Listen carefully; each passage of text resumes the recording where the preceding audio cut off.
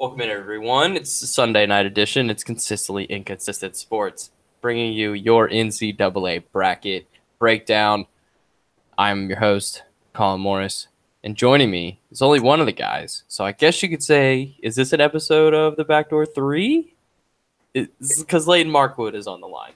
Is it back from the dead? Is it alive? We are alive forever. We were never dead. What is dead may never die. But you don't get that because you don't watch Game of Thrones, so it's fine.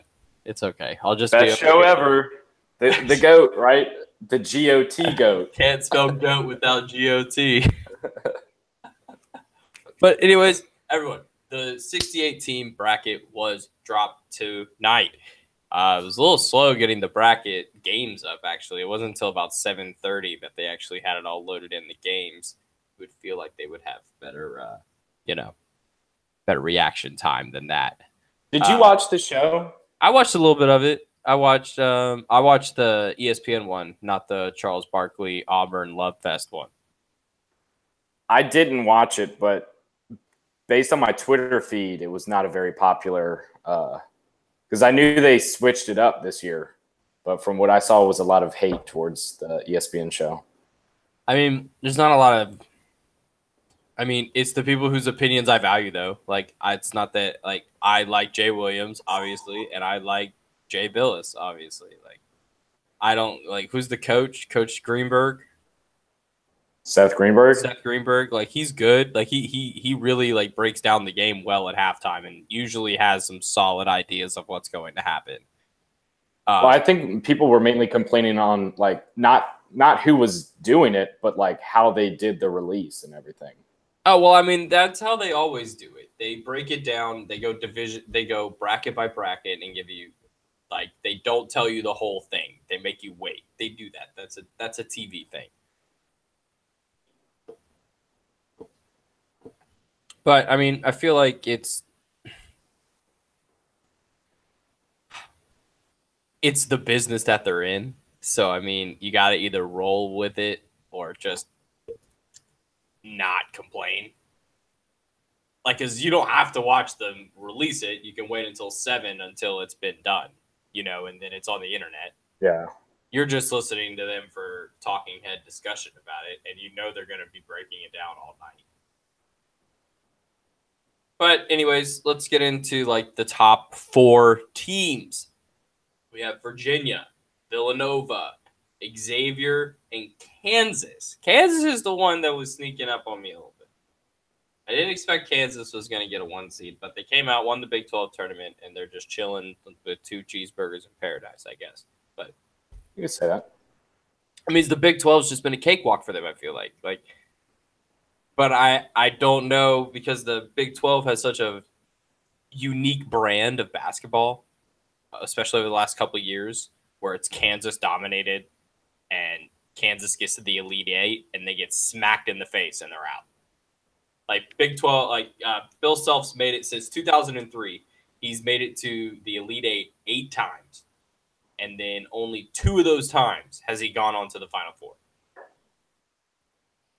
And one time he got to play Memphis, which is like, wow, okay, cool. But it was a great game. One of the greatest tournaments ever, in my opinion. Like, I remember that tournament specifically. But you got to think about, are they going to slip up when they need to? Because looking at where they line up, it seems like who's their number 1 seed? They'll have to get through a combination of either Seton Hall, North Carolina State, Clemson, New Mexico State, Auburn, College of Charleston. Way to go. Shout out College of Knowledge making the tournament. TCU, Michigan State's in their bracket, Oklahoma, and Duke. So you could argue that the Midwest is packed. And in that region has my favorite first-round matchup. Seton Hall, NC State. I can't wait for that game. Oh, okay. So all right. What's up with that one? What are you digging? I've seen a fair amount of NC State basketball this year, and they just look like they could go on a run. You can They see have a that, lot like, of talent. that happens where teams just look like tournament teams. Like, one team I'm really afraid for, at least in determining like how I pick them, is Oklahoma. Because Oklahoma comes out and you're like, is Trae Young, this guy they talk about, really going to come out and lay an egg in his only game in the NCAA tournament and then just leave? And then it's like, no, you don't really think he will, but he's going to get ousted. You have no problem picking Duke to beat him in the next game. But let him get one. But even then, right, it's like, they're just not good. right. It's either he drops 45 and they ride off into the sunset, or it's they might drop 45 and they still lose. Still lose. Yeah, they could still lose. Like, no, but I mean, Seton Hall is always one of those teams. You know, it's one of those like tough physical Big East teams. And then NC State has beaten the top 3 teams in the ACC. So I'm pretty excited for that one. Let's see what time it is. That's going to be key. Oh, I lost audio on you. Sorry. So Virginia Tech, Alabama. That's the game for me on Thursday. I think it's on Thursday or Friday. I'm like, that's going to be exciting. That's going to be a game because those are two teams that I was expecting to be bracket busters and to have that potential to maybe sneak into the Sweet 16 for both of them. Now they have to play each other as an 8-9 matchup. That's a great game. That's tough that Tech got an 8 seed. That's tough, yeah, but they earned it. They beat all the top teams in the ACC at least once, and that was very impressive to the selection committee. I almost thought they were going to be a little bit higher. Right. So let's talk about they kept up that stretch. So let's talk about that bracket in general. So that Villanova is the 1 seed, Virginia Tech, then Alabama. And then West Virginia has to play Murray State, which Press Virginia, I love what West Virginia is doing this year. Their basketball is a tough brand of basketball, and that is exactly what you need in this tournament. They have wins against who they need to have win. They beat Virginia by 7. They did lose to Kansas 3 times, but Kansas is a number 1 seed, so respectable. They beat Texas Tech twice. Texas Tech is a 3 seed. They beat Missouri. Missouri's a 5 seed. Very impressive resume for West Virginia this year. Wichita State also in this bracket. Wichita State, the Shockers, they always come into this NCAA tournament hot, ready to explode and bust your brackets, but getting more respect. I remember when they used to be an 11 seed. Now they are a perennial 4 seed all the time. And then moving on, probably the biggest Jekyll and Hyde team you can have in the entire NCAA, and that's Florida Gators. This team either comes out and just explodes and destroys you, or like when they played against South Carolina and they just get trashed on the interior and you can just take advantage of their lack of depth inside. Texas Tech, that 3 seed, interesting team, I think. Weathered in the Big 12. They do face a lot of tough competition. I mean, you play Kansas twice, possibly 3 times a year. Everybody plays each other twice in there. Texas always throwing people at them. And Texas Tech coming out with a 3 seed out of the Big 12 still needs to be shown some respect. Arkansas, Arkansas, as we like to call them here, by their rap name. Great mixtape. Leighton, you've watched a little bit of Arkansas basketball. Granted, it was probably against both Carolina games, but what about those games that, if anything, stuck out to you? You were like, that might work in the tournament. Jalen Barford. Enough said. Yeah, that dude can just light it up. Arkansas has some guys, like some NBA potential guys on that roster. Right. And you expect that this is the time that they would explode. Yeah. But Butler, I mean, pairing up with Butler, who is just always – they're just magical in the tournament, even without Brad Stevens. Remember they almost beat Duke? They almost beat Duke. Almost. Yeah. With Gordon Hayward.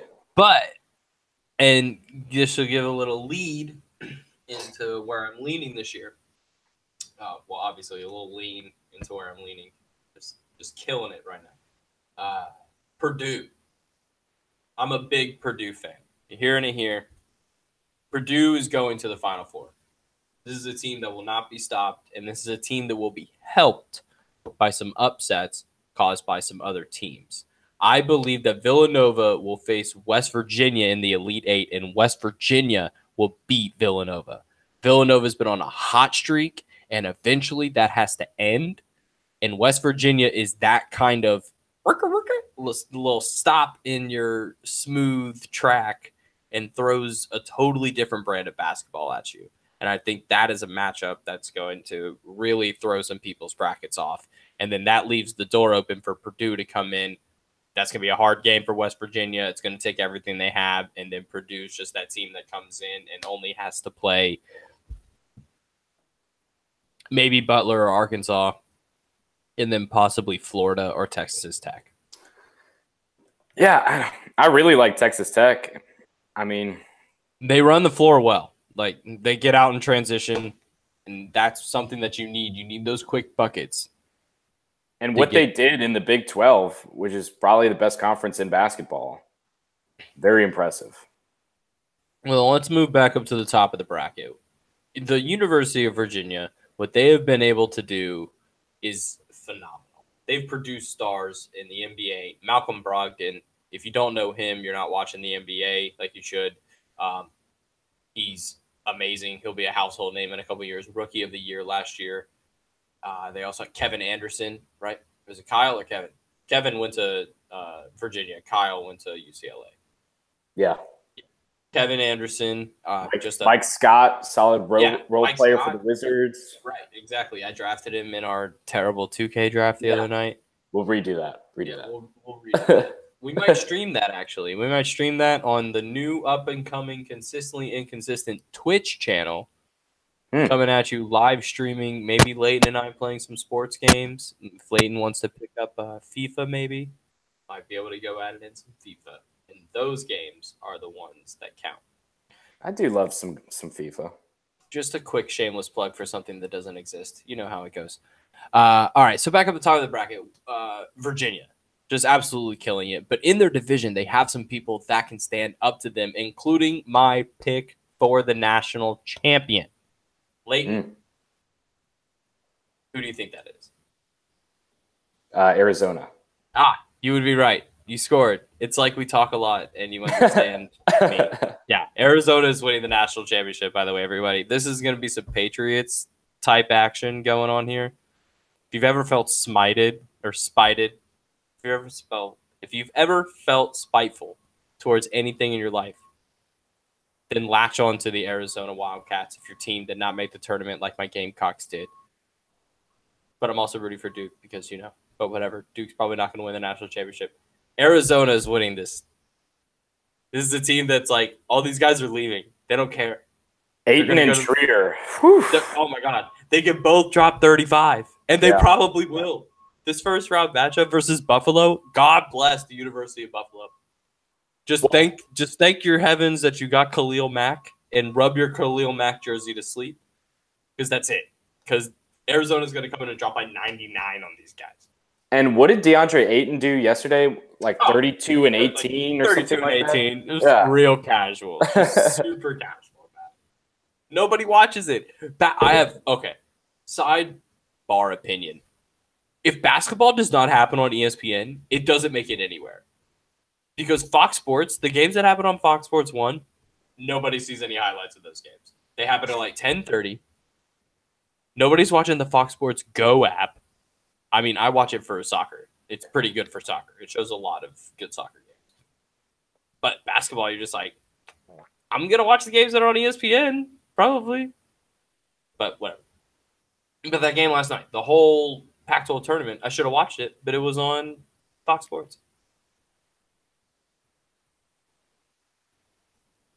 Well, you also got to watch Kentucky in this South region. I'm not buying Kentucky. They got all the talent. Yeah, the question is, will it merge? Will it work? Is this the time that they need? Are they going to find that Kentucky groove? They ran through the SEC tournament, and this is a really good SEC conference this year. Okay, so then you're telling that Kentucky-Arizona might be the best game of the tournament. It has potential to have the most NBA star power of the entire tournament, and it'll be the second And it round. would be the second round. Second round. The first weekend of basketball. It's going to be Sunday, right? Like that game would be, let's see if I picked Arizona, Kentucky. That's going to be in Boise, Idaho on the 17th, and that is Saturday. So that'd be a Saturday night game. Well, you know the UK fans are going to be up there in Idaho. They travel everywhere. Let me tell you, I'm from Mount Pleasant, South Carolina. There's 2 band directors. There are 3 middle schools, 2 band directors. They both went to 2 of them went to Kentucky. And every single time that Kentucky played the University of South Carolina in Columbia, those 2 were there. Like every time. They didn't care. If they come if I think it's in a contract you sign when you're born or you go there. If Kentucky comes within an hour and a half of where you live, you got to go. And it's not even a question. It's like, how much are tickets? And that's not even the question. It's like, what time's the game? Yeah. It's like, what time are we picking? Yeah. Where are we pre-gaming before the game? That's the question. It's like, you were going, right? Yeah, for sure. Come on. Who's driving? That's the real question. Yeah, right. Uber, probably. Yeah. Probably should have been the case. But yeah, well, I mean, we'll talk about that game probably depending on what happens with the tournament and when our next broadcasts are. It can happen in between them. But this Arizona-Kentucky game has the potential to just shape the tournament. Because imagine Arizona coming off that high and then UVA plays like Creighton or Kansas State and just swamps them. And then Arizona comes in like cocky, slapping the chest, slapping the floor. DeAndre Ayton is the best player in college basketball right now. Coming from a Duke fan, mind you. Marvin Bagley is ridiculous, but DeAndre Ayton is the full package. Coming to an NBA town near you. But the bottom part of that bracket has Cincinnati as the 2 seed, and then Tennessee is the 3 seed? But didn't they just lose to Kentucky, and Kentucky's a 5 seed? Why?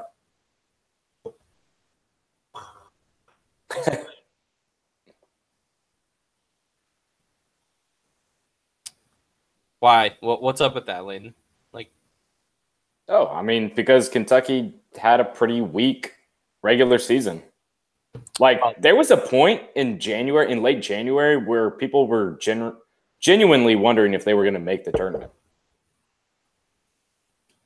Well, here they are as a 5 seed, and that's pretty impressive if that was the case. But remember, they lost like 4 or 5 games in a row at one point. Here's what I think is scary. I think Tennessee beats Wright State. And I think Loyola of Chicago beats Miami. Tries to complete the Florida State championship because they already beat Florida in Gainesville. And they'd be playing Miami in Dallas, Texas, which, I mean, seems as neutral as you can get for a school from Chicago and a school from Miami. And then Tennessee would only have to play Loyola, and I think Tennessee would beat them. But then Tennessee going up against either Cincinnati or Texas. This is going to be a great tournament. We're going to have matchups all over the place that are just like, wow, I didn't even think about that this year because this has been such a year of you got to bring your best every night. Because if not, the dude across from you is, and they're going to smack you in the face. And this tournament is going to show that these guys have come to play. Also, speaking of Florida again, who is it? St. Bonaventure. Who are they playing in the play-in game? They are playing. Give me 2 seconds. Because if St. Bonaventure, they are playing LA. I don't know what team that is. Yeah, I can't tell. Well, St. Bonaventure is the real deal. I could easily see them beating Florida if they win this play-in game. Without a doubt. And then Texas Tech, I mean, is just that team you're talking about as just somebody that can just beat you any night. which lines up interesting matchups with Purdue later on. Like, God, this is going to be so good. It's going to be a great tournament. It's going to be so much fun. Work is going to be so tough on Thursday and Friday. Oh, when dude. games are. I remember being in high school and we'd roll into this one teacher was really, really into Michigan basketball. And you know those people that are just really into it. Like us. I mean, we're really into it. But imagine being a teacher and you got your freaking projector in your room with your smart board and you're just sitting there at lunch and everybody would just roll into his plate. We'd all grab food and then bring it back to his room and watch it. It was awesome. It was so good. You'd have like the 4 screens going on. Ooh, what you sipping on? Just a little Cabernet. A little cab. I got a little Blue Moon. Nice. And as always, in reverse, beat Clemson. Clemson. Speaking of. Yeah. Speaking of Clemson, let's get down to well, we already did. They're playing New Mexico State, but then I think they beat Auburn. Like Auburn beats them. Auburn or College of Charleston. That'd be awesome. I would lose my mind. I'm in Charleston. We'd be in the bars. We'd be going crazy here. It's a shame for Auburn that I'm blanking on the guy who they lost, but he went down in the game against us. But man, if Auburn still had. Wow, as a team, they shoot 78.6% from the free throw line for Auburn. That's very impressive. And for Anthony McLemore, if he was still around. Who planned this? Who put Auburn in College of Charleston in San Diego? Nobody I from the travel CFC is going. Nobody from CFC. I don't know. I mean, you'd be surprised. I'll ask. We'll see on Thursday and Friday. I'll ask Guyana. She works downtown. We'll check the streets and see if there were a little get a little word on the street action. Yeah. A little live report. We'll call it in. But bottom of that bracket, I mean, I don't know what to think about Duke. Because I'm a Dookie. You know, when you cut yourself, you bleed blue before you bleed red. And that's how I feel for basketball. I bleed blue before I bleed garnet. This Duke team has the potential to beat anybody on any night. They have almost as much talent on the floor as any other team in the country in terms of pure basketball talent. Marvin Bagley is a genius, and Wendell Carter is an up-and-coming star. Gary Trent has one of the best pull-up step-back jumpers in college basketball, and Trayvon Duval is slowly discovering that he can control the pace of the entire game and still get everybody involved, which is hard for a young 18-year-old point guard to do. And then on top of that, you have Grayson Allen, America's sweetheart. You either hate him or you love him. Grayson Allen comes at you hard, sticking his butt out like he did the other night, and he said, yeah, I did it to stop the play, because isn't that what you do on the fast? I can't wait till he's crying on the court because they lost in the round of 32 again. Yeah, I mean that's they either lose to Oklahoma or they lose to Michigan State. Because I think Michigan State's probably going to swamp the floor with them, to be completely honest. Duke could come out and surprise me, but didn't they play like the first game of the season? Duke beat them, but there was no Miles Bridges. Bridges. There was no Bridges for Michigan State. Right. So, put you in an interesting place when you're picking your matchups. Go with your heart. I always say that. And when it comes to brackets, just roll with your gut. Because guess what? You have no idea what's going to happen. Yeah, don't get too overwhelmed with RPI and BPI because it's just going to send you down a dark, deep hole. And your tournament's going to be crap. Basically, do not. I mean, there's just a couple teams that I'm just recommending that people don't necessarily fall in love with. North Carolina is very capable of losing in the first couple rounds. They are vulnerable. They went through a hard ACC tournament. Those were not easy games that they played. I would say who's the most vulnerable of the number 1 seeds? I mean, Xavier's never made the Final Four, and they've only made the Elite Eight like 2 or 3 times. So if they get in that situation, do you roll with, because it's hard when you're looking at a school like Xavier. And in their situation, their number 2 seed is North Carolina. So they have North Carolina, Michigan, and Gonzaga in their bracket. I have a feeling Michigan they and lose. Gonzaga. Woo. I have the feeling that they lose to Gonzaga in the Elite Eight. Like, that just seems like the easy answer, because that game would be in LA. Gonzaga's traveling hard from Washington. Sorry, Xavier. That's a hell of a travel day. They definitely drew the short straw on that one. But then in the bottom half of that bracket, you have Houston, who's just loaded with talent that nobody talks about, coming out of one of the smaller divisions. They come out of the American Athletic Conference, right? Houston, I believe so. And then Michigan, just coming out in the last month and just playing some ball. Just going at it. Going at everyone. And they could have a Sweet 16 matchup with North Carolina, and it would be a rematch from earlier in the season. And that would... I think it was in the Big Ten ACC Challenge, but... I believe it was. So we'll say UNC, Providence, Texas A&M. I don't know, man. Like, I feel like Providence is always there, but I'm giving Texas A&M the SEC love. Those Big East teams just always seem to come alive in the tournament. Yeah, they do. And then, so that Michigan-UNC game would be in L.A. The Stars would be out. Oh, my God, Jordan. Could you imagine the 2 Jordan schools going at it? It's like they planned it. That I always think about stuff like this. You think they put the 2 Jordan teams together so they would know exactly? That's crazy. All right.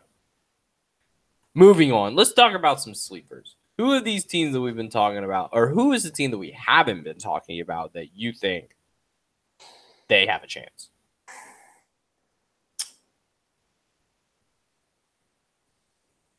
Like, is Michigan State a sleeper? Because I feel like they are.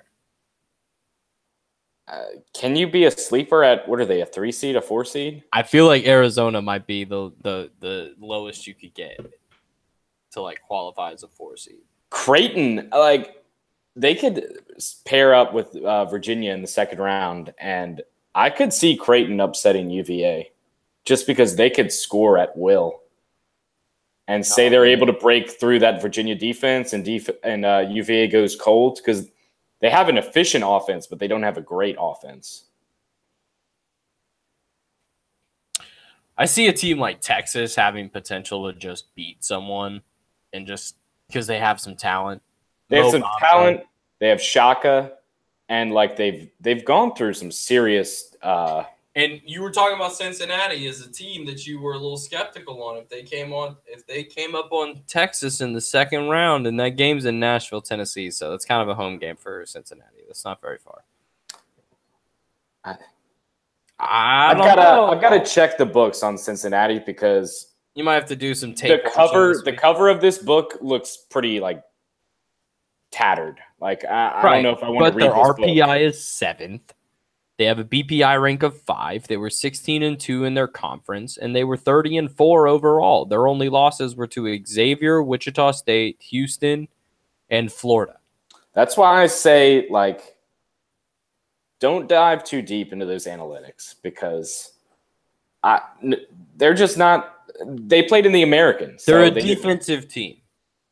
Yeah, I don't know. It'll be interesting. They are in the American, right? They're not. You do notice that their opponents' points per game are 57.1.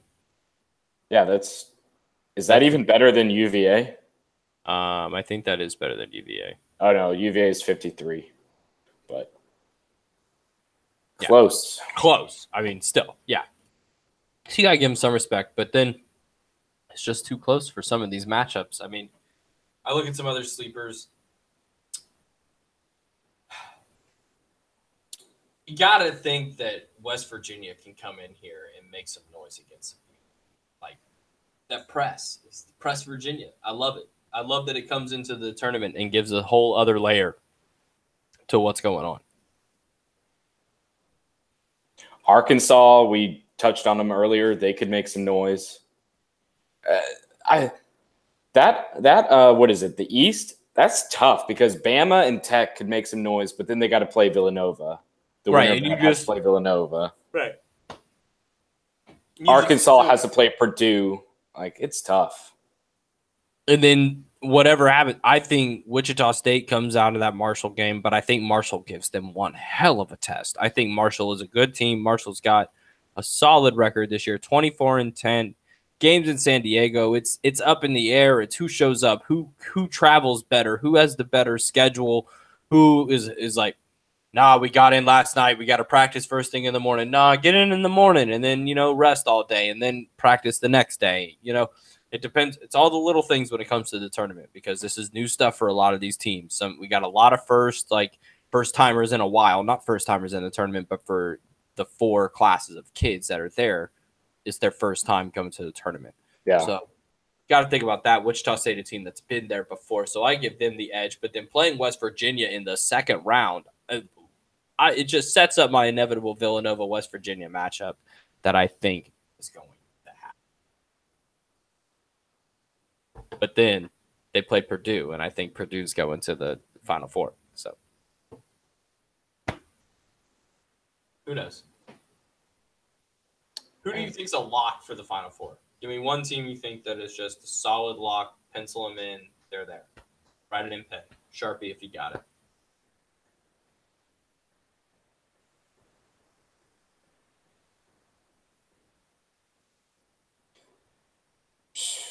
This is really tough. I think I'm with you with Arizona.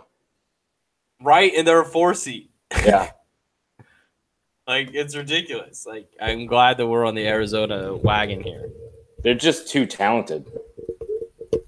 And DeAndre Ayton, he's one of those guys who can just take over an entire tournament game. Oh, yeah. He's going to be under the bright lights. He's going to be like, look, I'm going to be doing this for the rest of my life. You're coming at me. This is my home. I'm going to be on the court every night giving you everything I have. Take it or leave it. And let's see, they play their first games in Boise, Idaho, leaving a matchup in Atlanta. Yo, Lane, you trying to go see Arizona in Atlanta?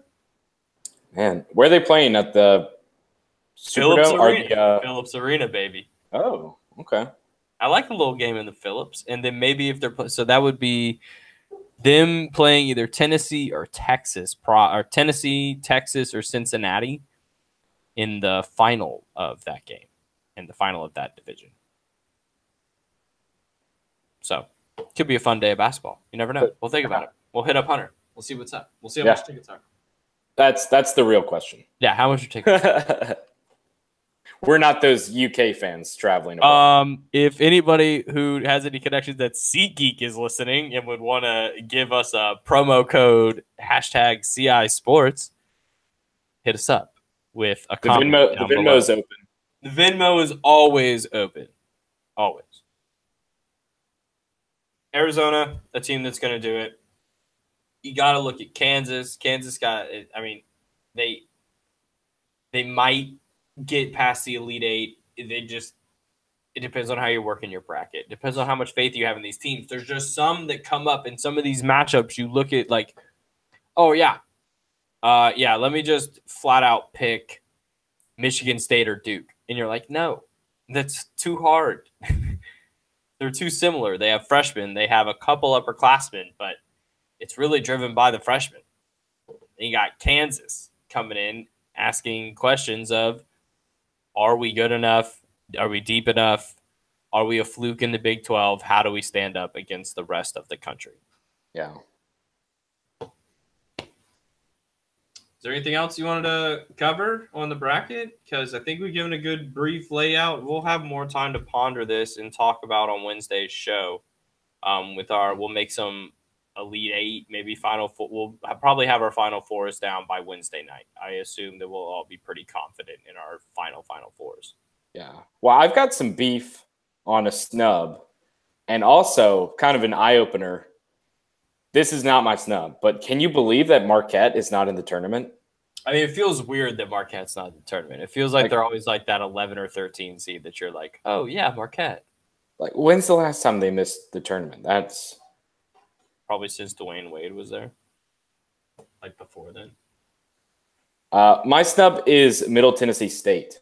Oh, big snub because they lost their championship bid. Right. They won the regular season tournament, then they lost.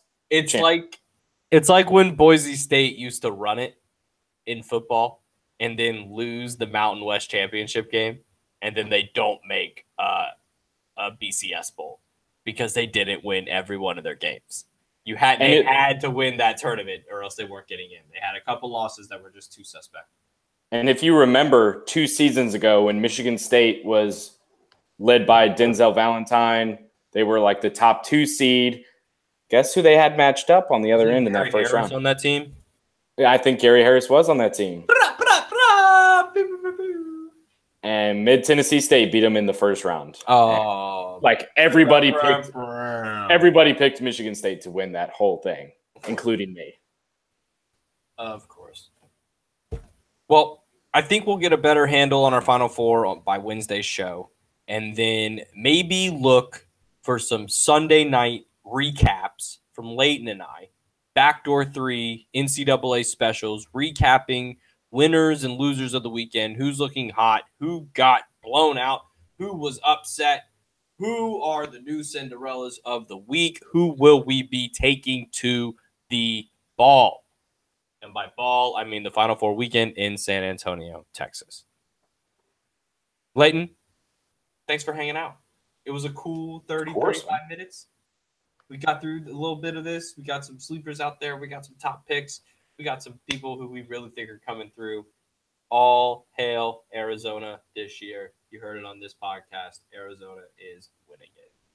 Perfect little Sunday, late evenings, just a little lazy Sunday, Perfect. And then tomorrow's just another manic Monday. Life's crazy sometimes. Life is crazy sometimes. Well, for consistently inconsistent sports and Leighton Markwood, where the people can find at LaytonMarkwOOD.